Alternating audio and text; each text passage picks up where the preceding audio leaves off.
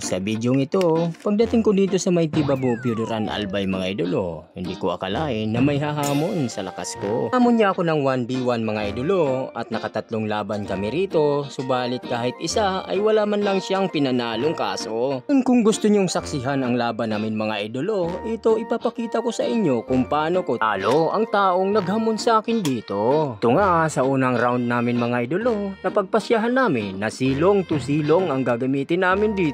Yung mapapanood nyo mga idolo ay gagamitan natin ng sensya, luhika at pagkamaparaan hanggang humantong ito sa aking pagkapanalo. Sa aking mga solid followers, inaanyayahan ko kayo na tapusin at panoorin nyo ang buong video mga idolo. Dahil tinitiyak ko naman talaga sa inyo na mag-i-enjoy kayo na panoorin ito. Dito nga mga idolo, sa unang sabayan namin dito, nagpapangaabot dito mga idolo. Ngunit sa pagkakataong to, nabigyan ako. Binigay ko sa kanya ang first blood mga idolo para ganahan naman siya rito. Dito sa aking muling pagkabuhay mga idolo, agad kong pinatikim sa kanya ang sundot di kalimot na hindi niya malilimutan sa tanang buhay niya mga idolo. Ito sa paghahanap ko ng loko, ito napansin ko nandito siya sa mid lane para mag mid mga idolo, kaya dito pinagtutuhog ko ang loko. Ito sa kanyang muling pagkabuhay mga idolo, agad kong hinabol ito at binalibag ko hanggang ito'y bawian ng buhay. Sa kanyang muling pagkabuhay mga idolo, balak pa sana niyang mag-dip dito, ngunit pinasok ko na hanggang turi ang loko. Dahil nga dito mga idolo, nakamit ko ang aking unang panalo. Ito sa pangalawang laban namin mga idolo, nagpick siya ng Tamos dito. Ako naman, nagpick ako ng Alpha rito, kaya matinding sabayan to at sagupaan ang mangyayari dito. Ito sa unang sabayan namin mga idolo, malaya niya ulit na nakuha ang first blood dito, kaya ayun, tumba yung Alpha ko. Sa aking muling pagkabuhay mga idolo, muli na naman akong nakipagsagupaan sa kanya rito. Ngunit muli na namang nakatulog yung Alpha ko rito. Ito sa pangatlong sabayan namin mga idolo, nakapag-build na ako ng Sea Harbor dito, kaya akas na ang loob ko na sagupain ito. Dito sa aming muling sabayan mga idolo, muli na namang pumalag ang loko, kaya ito, pinatulog ko na naman kaya rito. Panoorin niyo mga idolo kung paano magsisitakbo ang loko pagkabasag ng turi niya rito. Los lahat na nga ata ng santo mga idolo ay tinawag niya para lang makatakas sa akin dito, kaya panoorin niyo paano ko siya pinatakbo rito. Nga sa dalawang sabayan namin mga idolo, na tila ba walang nangyari sa ginawa niyang panlalaban sa akin, kaya ito, nagtatakbo na lang ang loko. Dahil nga ayaw niya naman pumalag mga idolo, kaya nag-German cut na ako rito. Dali-dali muna akong tumakbo mga idolo. Paano ba naman, galit na galit sa akin ang loko. Ito nga dahil wala akong ultimate mga idolo, kaya ayun, napatulog yung Alpha ko rito. Dahil nga napatumba niya ako kanina mga idolo, kaya nagkaroon ito ng lakas na loob na habulin ako. Ito'y nagkamali siya mga idolo dahil may ultimate ako rito at handa-handa ako makipagsabayan sa kanya rito. Ayun, kawawang Tamos na maalam na naman ang loko. Ngay habang nagkiklear ako ng minions mga idolo, nang bigla na lang akong hinarang nito. Dito ngay nakalimutan na niyang dumipensa mga idolo, kaya ito ay naging resulta sa kanyang pagkatalo. Dito sa aming pangatlong laban mga idolo, napagpasyahan namin na prangko to prangko ang gagamitin namin dito. At dito nga dahil sa pangit ng signal ko dito mga idolo, naging resulta ito ng panay-panay ang lag ko na madalas nahuhook niya ako sa turi dito. Habang ako ay nag-aabang sa kanya rito mga idolo, laking gulat ko nang mahook niya ako. Ayun, na first blood na naman ako rito. Habang ako ay nakatayo mga idolo, kitang-kita po natin kung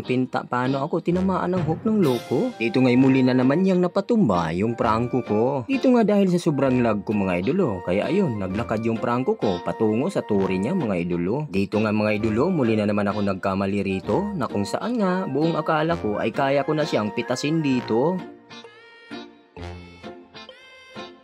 Dito nga mga idolo ay nag-umpisa na akong makaganti sa kanya rito, na kung saan niya ay pinatay ko siya rito. At pati na rin dito.